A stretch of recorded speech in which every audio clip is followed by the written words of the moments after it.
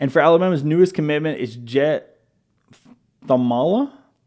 He's a flip from Iowa State. He's originally from Omaha, Nebraska. He's currently listed as like the 10th quarterback in the country. He was recently in the Elite 11. He was originally, I believe, top 5 after day 2. He was like 18 of 20 from completed passes. And then in the 7-on-7 drills, he ended up going 14 of 21 with 4 TDs and an interception. He did finish, I believe, in 10th in the Elite 11 drills, which, not insane, but not terrible. Definitely not quite as an elite of showing as Keelan Russell had last season, being the Elite 11 MVP, but definitely did show out for some of the scouts that are there. One of the things that really jumped out to most people is he just has a cannon of an arm. It's really seamless seamless power. His deep ball is really, really good.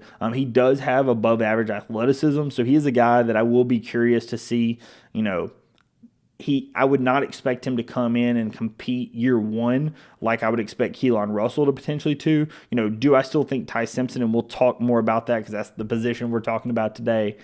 Do I still think Ty Simpson is your starting quarterback? Absolutely. But I do think that Keelan Russell is good enough to push Ty Simpson and have it really be a battle and not just a, give it to Ty because he's been here the whole time. With Jett, my gut says that he is somebody that would absolutely be sitting for a couple of years, which in the current climate of college football, that scares you a little bit because I know some of these higher ranked quarterbacks often are scared off by somebody that's an existing guy on the roster. But when you look at somebody like that, he has to know that we have a guy like Keelan Russell on the roster, right? He can't be clueless. He has to know that Alabama has what they would consider their future starting quarterback already on the roster. You also have a guy like Austin Mack that transferred with Kalen DeBoer from Washington, right? So there's 2 guys on the roster that immediately would be above Jett next season, even if you make the assumption that Ty Simpson's gone, right? And so with all that being said, that really comes into question, does Jett think he can compete, or is he understanding that, hey, you're going to have to sit a year, you may have to sit 2, and then when it's your time, obviously you'll be in the system. You've been able to develop under the quarterback tutelage of a Kalen DeBoer and a Ryan Grubb. Then it really answers the question of, what you're able to do. That's what I will be very curious to see about this when you're talking about these high 4- and 5-star quarterbacks. He's a high 4-star quarterback. Again, the number 10 quarterback in the class.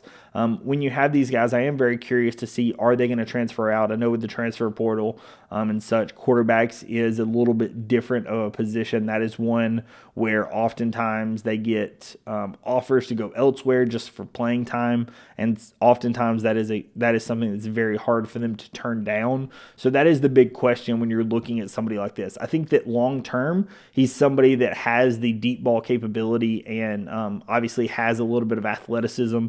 And if he is a guy, he's 6'4", so he has the size that's going to have that ability to play in a pro-style system and in a system that Kalen DeBoer is going to be able to do. I think that he has the ability to make those throws. The question then becomes with somebody like that, again, does he stay in the system and how does he work out? Does he continue to develop? Because he is not a plug-and-play guy. Again, like I said, where Keelan Russell, I think, is ready to compete day one. Now, is he still a freshman? Sure, but I think he's more ready to compete than a guy like Jett. So the question really becomes, is Jett capable and ready when he comes in year one? We will see. Obviously, it's a big commit to be able to flip from Iowa State. I know Alabama is very heavy on the recruiting trail right now. We will talk a lot more about that here next week and in the coming weeks. I have a couple of guys coming on to talk a lot about recruiting, talk about the different summer practices and what they're excited for this upcoming season. So if you are interested in all this recruiting news, please subscribe to the channel. We have a lot more football content coming out here soon. So again, please subscribe to the channel if you are interested.